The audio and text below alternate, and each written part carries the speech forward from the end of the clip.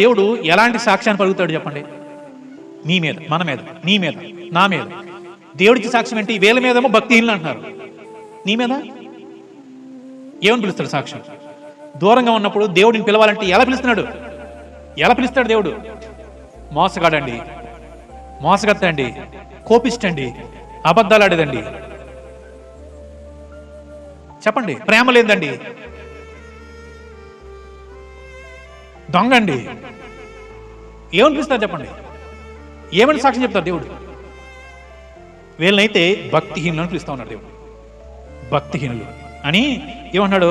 వీళ్ళంట దేవుడు వాక్యం చెప్తున్నారంట, ఒక రకంగా దేవుడు సేవ చేస్తున్నారంట వీళ్ళండి. అన్నాడు దేవుడు, నువ్వెవడవే నా వాక్యాన్ని వివరించడం? నువ్వెవడవే? ఎవడు నువ్వు? నీకేం అధికారం ఉంది నా వాక్యాన్ని నువ్వు వివరించడం ఏంటి అంటా ఉన్నాడు. నా కట్టలు నువ్వు వివరించడం ఏంటి? నా నిబంధన గురించి నువ్వు మాట్లాడడం ఏంటి అంటా ఉన్నాడు. ఎందుకు చెప్పంటారా? కింద రండి, 17 వచనం నుంచి.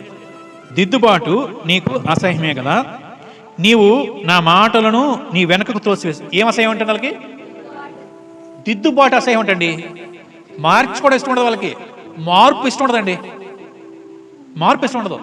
అంటే అమ్మ జాతకనే, పోయిన వారం దేవుడు మాట్లాడాడు కదా, గుర్తుందండి? పోయిన వారం దేవుడు ఏం మాట్లాడాడు గుర్తుందా? పోయిన వారం దేవుని వాక్యం గుర్తుందా? పోయిన వారం ఏం మాట్లాడారమ్మా? ఏం మాట్లాడారమ్మా? గుర్తుందన్నారు కదా. చేతులెత్తనప్పుడు అలా అడుగుతాను. కొంతమంది బొర్రు పేరు అమ్మా చెప్పండి.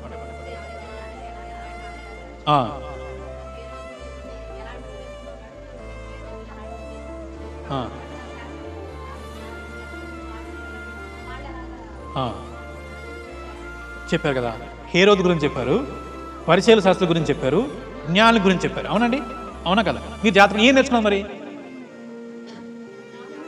అరే అంత దూరం నుంచి జ్ఞానులు వచ్చారే, హే కరెక్ట్గా అనుకుంటున్నప్పుడు కనీసం కరెక్ట్గా సంఘానికి కూడా దగ్గర రాకపోతున్నారు. అంటే మార్చుకోవడం మనకి ఇష్టం ఉండదు. ఓహో ఈరోజు దేవుడు ఖండించాడు, ఇలా ఉండకూడదు అనమాట, సో దీన్ని వదిలేయాలి, దీన్ని మానేయాలి అని వెంటనే మార్పుని ఎందుకు స్వాగతించమను? ఎందుకు స్వాగతించమంటే అసహ్యం అంట, అసహ్యం అంట, ఇష్టం ఉండదంట. నేను ఎలా ఉండాలో అలా ఉంటాను, నువ్వు ఎలా ఉండాలో ఉండు, నీకు కావాల్సిన డబ్బులేనా వేస్తాను, నేను నీకు నీకు నీ సందుకు కావాలా వస్తాను, నాకు అవసరం నువ్వు సాయం చేయి. ఇది మన లెక్క, ఇది మన లెక్క. దేవుడు అంటే